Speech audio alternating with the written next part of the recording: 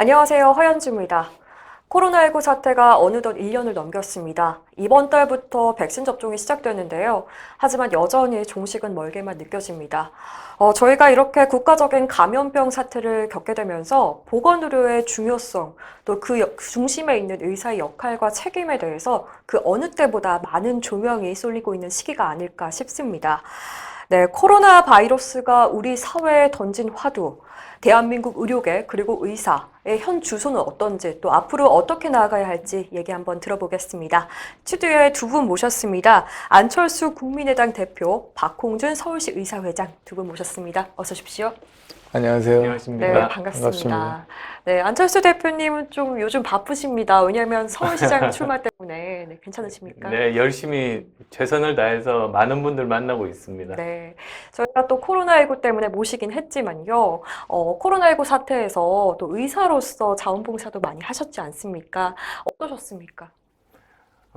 의사 그리고 또 정치인이 본질적으로 같은 부분이 두 가지가 있어요. 하나는 봉사라는 개념, 다른 분들을 도와드리는 것 아니겠습니까? 그리고 또 두 번째로는 문제 해결입니다. 의사가 환자의 병을 제대로 진단해야지 치료할 수 있듯이 정치인은 어떻게 보면 사회에서 잘 돌아가지 않는 부분들 제대로 진단하고 치료한다는 점에서 저는 본질은 비슷하다, 그렇게 생각합니다. 네, 어떻게 보면 또 힘을 합쳐서 문제 해결에 나서야 되니까요. 본질은 같다 얘기를 해주셨는데 사실 또 이 코로나19 사태가 대구 경북에서 정말 많은 확진자가 나왔을 때 그때도 한번 가셨지 않습니까? 그때 이제 또 공보위들 또 군의관들도 나섰었는데 네. 우리 후배 의사들 보니까 또 감회가 새로우셨을 것 같아요. 어떠셨습니까? 예, 참 그 후배들 헌신이 감동적이었습니다. 어떤 분들은 부산에 계시는 개업이신데 병원 문 닫고 대구 계명대 동산병원 와가지고 최선을 다해서 환자들을 진료하는 그런 부분들이 참 감동적이었고요. 저는 사실 의과대학 다닐 때부터 의료 봉사활동을 했었습니다. 지금 제 아내도 바로 거기서 만났습니다. 그래서 이번에 그 대구에 의료 봉사 갈 때도 그래서 두 사람 같이 갈 수 있었던 건데요. 처음 방호복 입고 긴장도 많이 했습니다만 그 처음 방호복을 벗고 나올 때 수술복 전체가 땀에 젖어 있는 그 광경이 여러 신문에 났습니다. 근데 그걸 처음 볼 때 느낌이 제가 아니라 모든 의료인들이 얼마나 이 열악한 환경에서 열심히 최선을 다하고 헌신하는가, 그걸 일반 국민들께 알려드린 것 같아서 보람을 느꼈습니다. 네, 정말 많은 의료진들이 지금 애쓰고 있거든요. 또 박홍준 회장님께서는 재난의료지원팀 단장을 맡고 계시지 않습니까? 또 저희가 서울시청에서도 앞에서 인터뷰를 했었는데요. 정말 많은 의료진이 애쓰고 있습니다. 단장으로서도 책임감을 느끼실 것 같아요. 네, 저희 그 대한의사협회에서 작년 12월에 이제 시작을 했죠.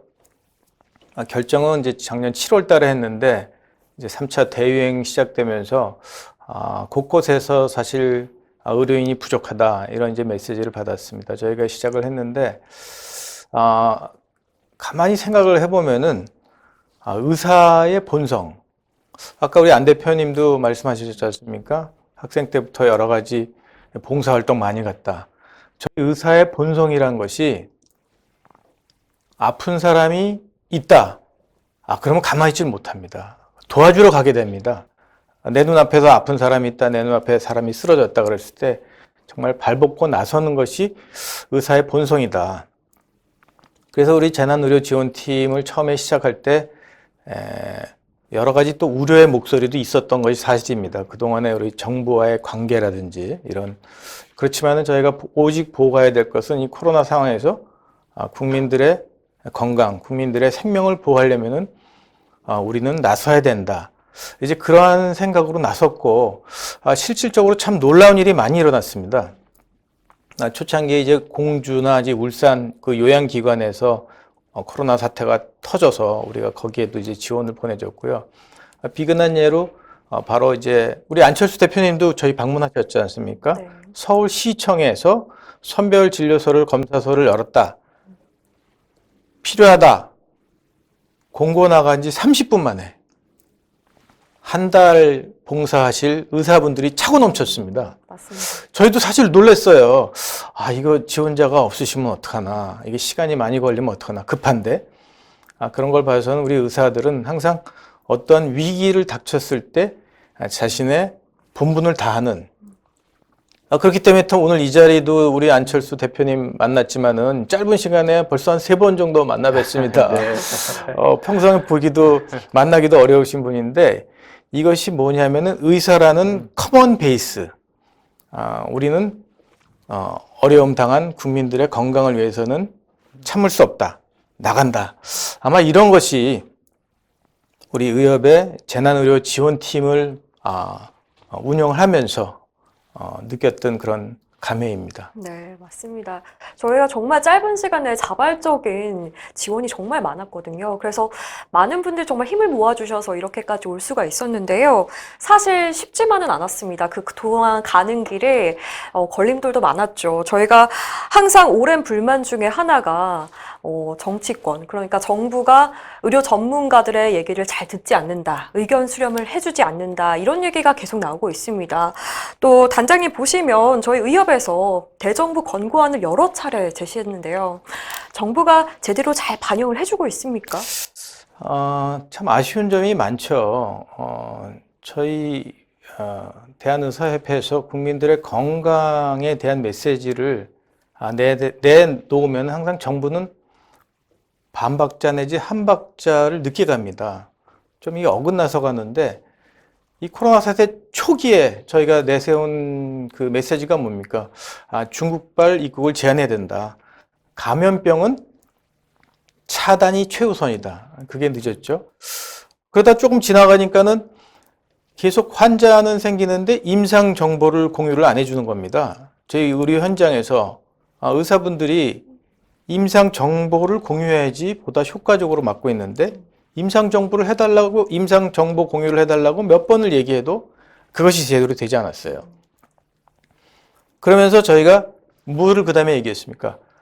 반드시 이 겨울철이 되면은 독감 시즌이 오면은 3차 대유행이 생긴다.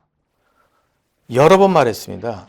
그런데 3차 대유행이 시작되기까지 6개월여의 시간을 그냥 지내면서 중환자실 확보 안 됐죠? 의료 인력 확보 안 됐죠? 그러면서 결과적으로 뭡니까? 사망자가 엄청 증가됐고 중환자실 구하지 못해가지고 대학병원에다 1%씩 문 열어라. 참 어려움을 많이 겪었습니다. 닥쳐야지 하는 겁니다. 그동안에 딴 짓 하다가. 마지막으로 뭡니까? 백신에 대해서는 우리가 작년 중반부터 얘기를 했었습니다. 근데 결국 백신도 아직도 이 시간까지도 확정되지 않은 상태에서 모든 국민이 참 불안에 떠는 이런 상황이 됐기 때문에 전문가의 의견을 전문가의 의견대로 이것이 잘 반영이 돼서 이게 민과 관이 균형 잡힌 이런 한마음 되는 것이 가야 되는데 거기에 대해서 저희는 상당히 아쉽게 생각을 하고 있는 것입니다. 네, 의료계의 목소리를 좀 들어달라 이런 말이 정말 오래전부터 나왔는데 이번 코로나19 사태로 정말 여실히 드러난 것 같습니다. 대표님께서도 얼마 전에 의협에 오셨지 않습니까? 예. 같은 질타를 하셨습니다. 왜 이렇게 정부가 의료계 목소리, 전문가의 목소리에 귀 기울여주지 않을까요? 우리나라 전반적인 문제가 전문가가 어떤 중요한 일에 대해서 결정권이 없고 오히려 비전문가가 모든 것을 결정한다는 겁니다. 그리고 또 그 비전문가가 전문가의 의견을 제대로 존중을 해야 될 텐데 그게 아니라 자기도 안다는 생각에 사로잡혀서 그냥 자기 판단대로 하는 겁니다. 그러니까 선무당이 사람 잡는다 그런 말이 있지 않습니까? 그게 지금 현재 코로나19에 대처하는 정부의 모습입니다. 저는 미국에서 오바마 대통령 때 한 사진이 굉장히 인상이 깊어요. 그 사진을 보면 아마 빈라덴 그 사살 작전이었던 것 같은데요. 그 테이블의 중앙에 그 작전을 지휘하는 장군이 앉아 있고 오바마 대통령은 저 구석에 쪼그리고 앉아서 이렇게 쳐다보는 그 사진이 저는 정말로 인상적이었습니다.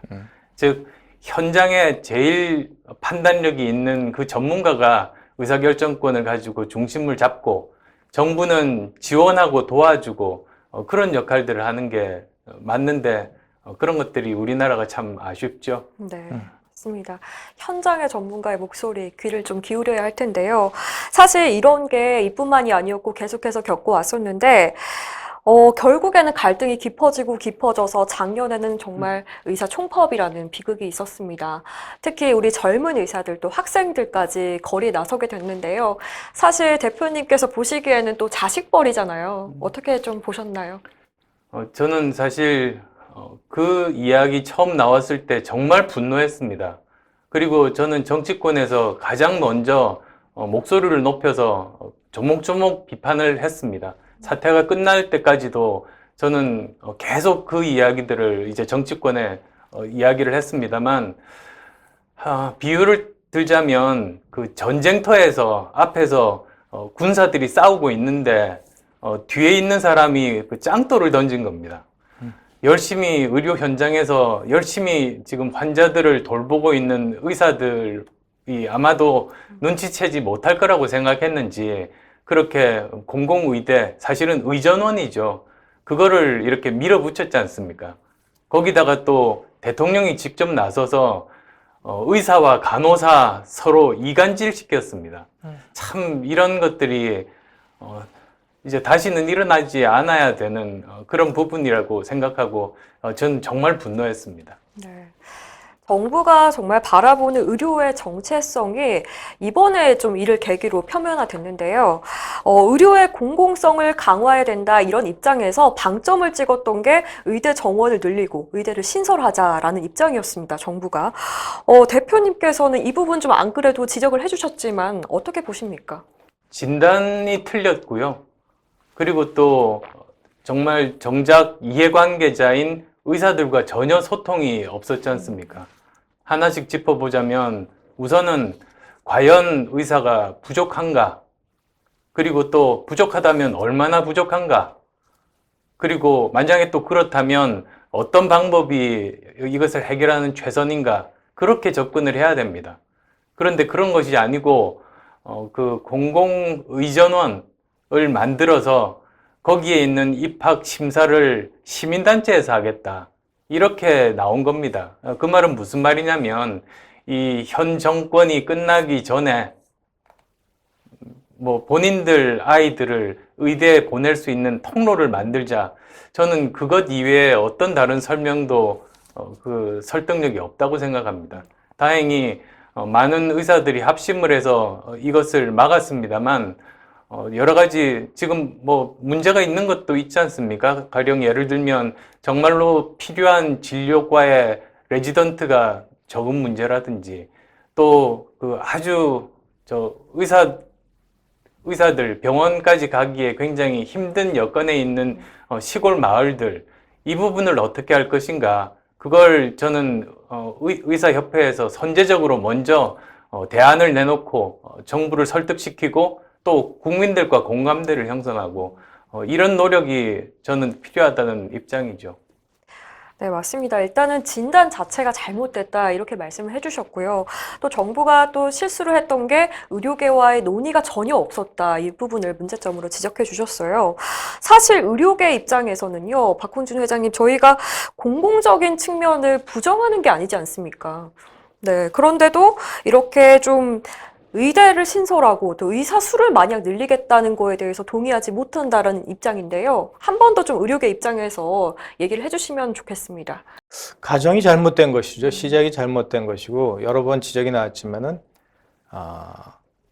제대로 진단이 안 된 질병, 잘못된 질병을 치료하려니까 결국 그 치료가 끝났을 때 환자의 생명을 구하지 못하는 게 아니라 환자에게 치명적인 이런 그 결과를 가지고 오는 겁니다.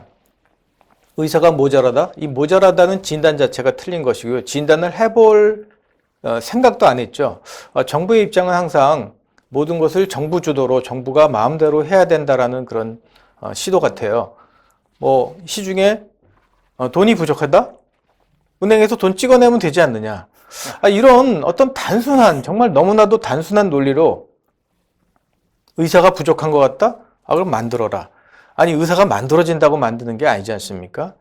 수많은 이 인프라가 있어야 되고 거기에 대한 수요와 공급, 그다음에 필요한데 적재적소에 분배, 배분이 돼야 되고 이런 모든 것이 시작이 돼야 되는데 어떤 시작부터 제대로 되지 않은 정책을 일방적으로, 그것도 이 코로나 시대에 가장 정말 헌신하고 어렵고 하는 이 의료진을 격려하진 못할 망정 공공의대를 만들어야 된다, 의사 수를 정원을 늘려야 된다. 이것은 참 저희로서는 저희의 문제가 아니라 국가 전체 100년대의 건강을 책임져야 되는, 1차적으로 책임져야 되는 이 의사들 입장에서는 도저히 받아들일 수가 없었던 거죠. 네, 맞습니다. 이렇게 보건의료에 대한 기본적인 인식 틀의 차이, 그리고 여기서 비롯된 인식의 간극, 여기서 정말 이제 갈등이 시작된 것 같아요. 네. 안 대표님, 저희가 좀 질문하고 싶은 건 보건의료 정책 패러다임이 앞으로 좀 이런 방향으로 나아가야 된다. 좀 새롭게 의견을 제시해 주신다면 어떤 게 있을까요? 우리나라 보건의료 시스템이 다른 나라와 좀 다른 면이 있습니다. 물론 그것 때문에 이번 코로나19 대응을 지금까지 어느 정도 해온 측면도 있습니다.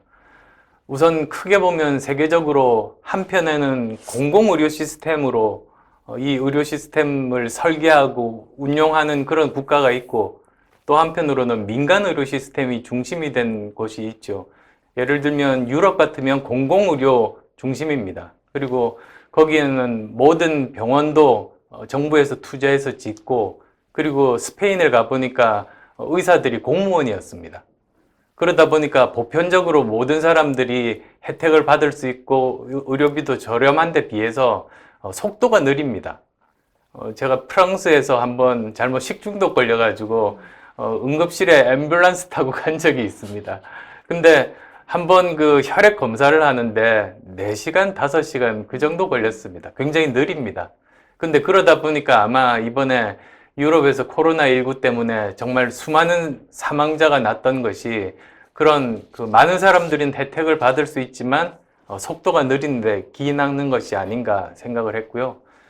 또 다른 한편에서는 미국 같으면 대표적으로 민간의료 중심 아니겠습니까? 거기는 속도는 빠릅니다.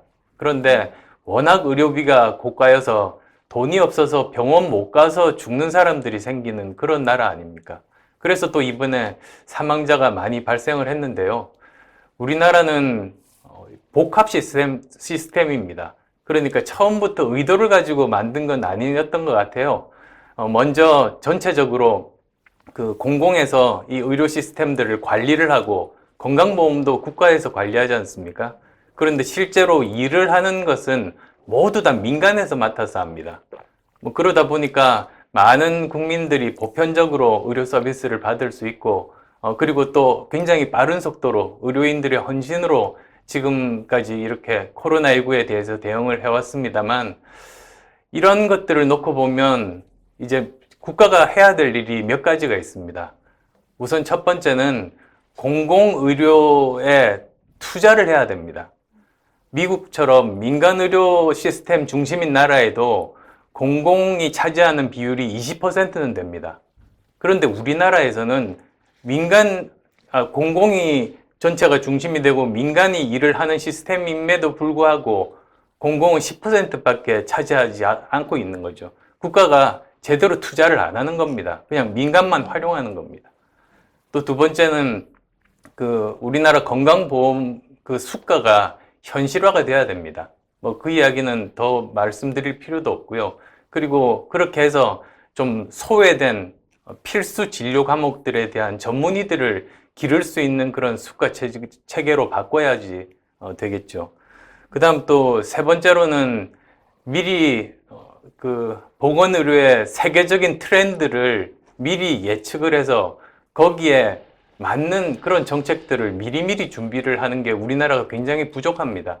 예를 들면 퍼스널라이즈드 메디슨이 점차 이렇게 대세가 되고 있는데 거기에 대해서 우리가 제도적으로 준비가 돼 있느냐, 이런 부분들을 사실 정부가 하나씩 짚어서 먼저 좀 앞서서 정책들을 발표를 하는 그런 게 참 아쉽습니다. 네, 알겠습니다. 새로운 패러다임, 알고 있는 얘기일 수가 있겠습니다. 수가 현실화 얘기도 해주셨고요. 또 국가가 투자를 해야 된다. 민간에 의지하지 말고 투자를 좀 해줘야겠고, 보건의료 정책도 시대 흐름에 맞게 좀 설계할 수 있어야 한다. 이렇게 지적을 해주셨습니다. 앞으로 의료 정책 방향, 또 지금 현재 또 의료계에 있는 박홍준 회장님께도 같은 질문 드리고 싶은데요. 네, 조금 다른 방향에서 말씀을 드리면은 어느 시대나 또 어떤 때나 문제는 도출이 됩니다. 그것이 완벽할 수는 없겠죠. 조금 부족한 것도 있고 보완이 돼야 되는 점도 있고. 그렇다면 그 문제가 대출되는 현장의 목소리가 잘 반영돼야 될 것 같습니다. 균형 잡힌 현장의 목소리가 반영이 돼야 되고 그 목소리를 제안하는 전문가의 의견이 존중이 돼야 되는 시스템이 돼야 되는 겁니다. 근데 전문가의 목소리가 존중이 되려면은 그 논의 구조가 전문가들의 의견이 정말 균형 잡히게 반영이 될 수 있는 논의 구조가 돼야 되는데, 저희 요즘에 보게 되면은 어떠한 논의 구조도 사실은 이 전문가의 목소리가 제대로 반영될 수도 없을 뿐만 아니라 그 결정에 영향력을 미칠 수도 없는 구조입니다. 그래서 지금 저희가 정부와의 의정 협의에도 그런 안이 들어가 있지만은 건정심 구조 보십시오. 25, 20명 이상의 그 위원들이 있는데 우리 의사들은 두 분이 들어가 계십니다. 그런 구조에서는 어떤 현장과 전문가의 의견이 제대로 반영이 될 수 없는 결과가 나오기 때문에 아무리 좋은 의견, 아무리 현장의 목소리를 전달하려고 해도 이것은 왜곡되게 반영이 되는 것입니다. 그래서 저희는 이러한 현장과 전문가의 목소리가 잘 반영이 될 수 있는 의사결정 구조가 이루어져야지 네. 이런 어려운 난국을 보다 더 효과적으로 돌파해 나갈 수 있지 않을까 이렇게 생각을 하고 있습니다. 네. 두 분 말씀을 들어보니까 결국에는 또 귀결되는 게 의사와 또 의료계와 정부의 이 소통입니다. 바로 논의구조 얘기하셨고 이런 의견들이 좀 반영이 돼야 할 것 같은데요. 앞으로 의료의 이 미래를 전망하기 위해서 바로 이런 소통도 중요하고 또 장본인인 의사들의 역할도 중요할 것 같습니다. 저희가 많은 분들이 지금 현재 진료소를 지키고 있지만요. 또 안 대표님께서는 좀 남다르게 활동을 하신 부분이 있으시잖아요. 또 의사 출신으로서 IT 업계에도 나가셨고요. 또 현재는 또 정치인으로서 활동을 하고 계시는데 앞으로의 의사의 역할 좀 어떻게 바라보십니까? 저는 지금 의대 다니고 있는 후배들께도 말씀드리고 싶은 것이 정말로 의사로서의 역할이 중요하죠. 그런데 뿐만 아니라 지금은 우리나라의 인재들이 다 의대로 모이고 있지 않습니까? 그러면 그건 또 사회를 위해서 봉사를 할 책무도 있는 겁니다. 그래서 이 저변을 좀 더 넓혀서 다른 분야로 진출하는 것도 저는 우리 사회를 위해서 굉장히 도움이 된다는 생각이 듭니다. 그런 말이 있지 않습니까? 창조적인 아이디어는 그 경계에서 나온다는 이야기가 있습니다. 사실 세상은 하나인데 사람들이 그 임의에 의해서 이렇게 나누는 거죠. 이쪽은 과학 분야, 이쪽은 인문 분야, 이쪽은 예술 분야. 그런데 사실은 세상은 그렇지 않거든요. 그래서 이 경계 부분, 여기서 아이디어들이 나오게 됩니다. 예를 들면 의학을 하면서 글 쓰는 재주가 있는 사람은 대표적으로 마이클 크라이튼 있지 않습니까? 의학 지식에 기반을 해서 여러 가지 정말 좋은 그런 소설들을 쓰고 헐리우드 영화까지도 나왔죠. 주라기 공원 같은 것도 다 그분의 작품이고요. 그 다음에 또 의학과 법학이 만나면 거기서 할 수 있는 영역들이 또 많이 생깁니다. 예를 들면 간단하게는 의료소송에 참여하는 변호사가 될 수도 있고 또는 의료 윤리학에 관한 것도 양쪽을 다 아는 사람들이 제일 잘 할 수가 있는 것이고 그리고 또 요즘 이런 바이오 쪽에 새로운 기술들을 개발을 할 때 정말로 중요한 거는 거기에 그 지적 재산권 아니겠습니까? 그래서 바이오 쪽에 intellectual property 이런 부분들을 할 수가 있는 겁니다. 그리고 또 경영자가 될 수도 있는 것이고요. 그래서 저처럼 정치를 할 수도 있는 것이니까 이렇게 의사 후배들이 널리 진출을 해서 우리 사회에 보탬이 되는 사람이 되면 좋겠다는 바람입니다. 네. 박홍주 회장님은 동의하십니까? 얼마 전에 아주 재미있는 분들과 점심 식사를 한번 했습니다. 의연회라고 있습니다. 네. 어떤 겁니까? 의사가 네. 인연이 돼서 만난 사람들. 음, 아마 우리 안철수 대표님도 의연회 회원이실 겁니다. 모르고 계신 것 같아요. 그날 이제 점심 먹을 같이 제약 회사를 하시는 우리 사장님, 또 언론에서 글을 열심히 쓰신 기자님, 또 법조계에서 그 변호사를 하시는 분들, 이런 분들이 다 의사십니다. 네. 또 뭐 투자하시는 분들, 요새 뭐 아주 그 주식 많지 않습니까? 뭐 또 정치하시는 분들, 또 공무원, 이런 많은 이 사회에서의 그 역할을 의사라는 공통된 분모 속에서 또 나름 색깔을 내시는 분들이 많이 계셔요. 재밌는 얘기는 그분들하고 같이 점심을 먹었는데, 점심 식사하면서 하시는 분들이, 의사는 정말 아까 수재들은 다 의과대학을 온다. 그분들이 하시는 말이, 그 수재 중에서 1% 되는 수재들이 의연회로 모인다. 그러더라고요. 그래서 참 그런 얘기를 들을 때 사회 곳곳에서 의사라는 커먼 베이스를 가지고 또 다른 색깔을 보는 거. 이 다이아몬드가 여러 가지 면에서 빛을 발하지 않습니까? 그 의사라는 공통된 면에서 여러 가지 면에 빛을 발하는 거. 정치 쪽도 마찬가지고요. 그런 거는 저는 상당히 아주 의미가 있고, 그렇게 앞으로 더 다변화되는 세상에서 뭐 4차 산업 시대에 더 많은 의사분들이 아마 그렇게 빛을 내리라고 생각을 합니다. 네, 맞습니다. 네, 의사로서 본연의 사명을 지키는 거 물론 중요하지만 또 그 수재들이 모이는 만큼 또 다양한 재능을 여러 사회 분야로 좀 빛내줬으면 하는 선배들의 좀 당부, 뭐 바람 아닐까 싶습니다.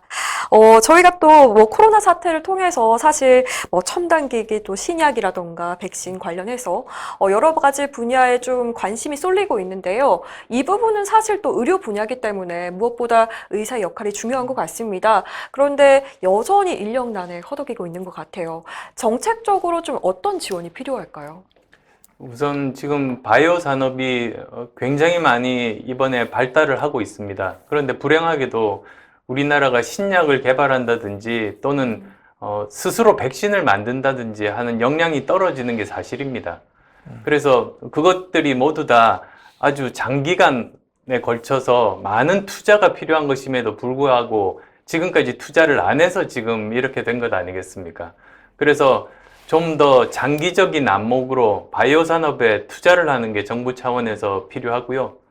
그리고 또 이 바이오 산업 자체도 여러 분야와 접목이 됩니다. 특히 그 IT 분야, 정보통신 기술과 이 바이오 분야가 만나면서 또 새롭게 할 수 있는 많은 분야들이 생깁니다. 뭐 예를 들자면은 그 단백질의 3차원 분자 구조를 시뮬레이션을 한다든지 뭐 또 여러 가지 이런 할 수 있는 일들이 많습니다. 그리고 또 유전자 분석에도 이제는 뭐 슈퍼컴퓨터, 클라우드 컴퓨팅 이런 것들이 굉장히 필수적이거든요. 그래서 그런 분야에 대한 제대로 된 방향을 잡고 정책을 만드는 일들 이런 것들이 중요하겠고요. 그리고 또 좀 바이오 산업 분야가 다른 분야보다 좀 빨리 발전하지 못하는 이유 중에 하나가 경영자가 부족합니다. 무슨 뜻이냐면 IT 산업 쪽은 기술자는 기술자대로 그리고 오랜 경험을 가진 경영자층은 경영자층대로 많습니다. 그래서 이 양쪽이 시너지가 돼서 기술을 가지고 성공적인 사업을 할 수 있는 겁니다. 그런데 바이오 분야는 아직도 기술자 분들은 세계적인 분들이 있으신데 아직 이쪽에 특화된 경영자로서의 능력을 가진 분들이 그렇게 많지가 않으십니다. 둘 다 잘하는 사람들은 사실은 굉장히 드물거든요. 그래서도 이런 바이오 분야에서도 그 경영 쪽에 인재 풀을 만드는 일들, 인재를 만드는 일은 국가가 해야 되는 일이지 않습니까? 이런 쪽에 대한 국가의 관심이 절실할 때죠. 네, 맞습니다. 박홍주 회장님도 크게 공감하시는 것 같은데. 네, 아주 우리 안철수 대표님께서는 그쪽 분야에 아주 전문가시기 때문에 좋은 말씀입니다. 저도 전적으로 공감을 하고요. 정부는 이렇게 첨단 4차 산업, IT, 미래 의료에 대한 투자와 더불어서 인프라 구축, 지금과 같이 이렇게 정말 세균 하나 때문에 온 세상이 이렇게 힘들어지는 감염병 시대 인프라를 구축을 잘 해야 된다고 생각합니다. 양축으로 가야 되고, 또 하나 저희가 이제 의료계에서는 상당히 여러 가지 우려의 목소리도 있습니다. IT가 이렇게 점점 그쪽으로 많이 가면서 어떤 우리 클래식한 진료 이런 것에 대한 어떤 우려도 많거든요. 그래서 저는 이 IT가 의료에 도움이 돼야지 의료계가 IT 발전하는 도구로 사용돼서는 절대로 안 된다. 그렇게 생각을 합니다.